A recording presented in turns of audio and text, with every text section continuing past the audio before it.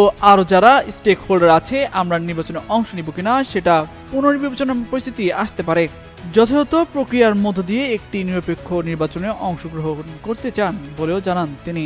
সবার সঙ্গে আলোচনার পর এই বিষয়ে সিদ্ধান্ত নেওয়া হবে বলে জানান আসিফ। বলেন এই পরিস্থিতিতে রাজনৈতিক পর্ষদের সঙ্গে বসবেন তারা। সোমবার অন্তর্বর্তী সরকারের প্রধান অধ্যাপক মোহাম্মদ ইউনূসের সঙ্গেও দেখা করার কথা রয়েছে তাদের।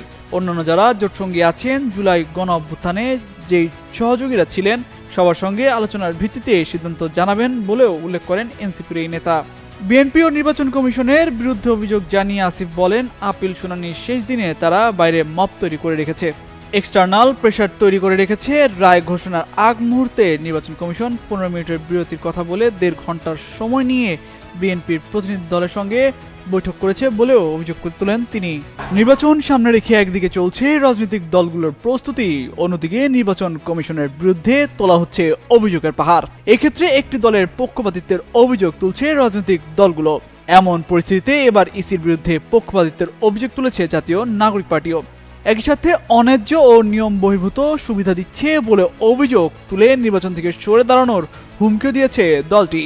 রোববার রাতে এক সংবাদ সম্মেলনে দলটির মুখপাত্র ও কেন্দ্রীয় নির্বাচন পরিচালনা কমিটির চেয়ারম্যান আসিফ মাহমুদ সজীব ভুঁইয়া বলেন সংশয়টা আরো স্পষ্ট হয়েছে। এই পরিস্থিতি যদি চলতে থাকে তাহলে অবশ্যই একটা শঙ্কা তৈরি হবে।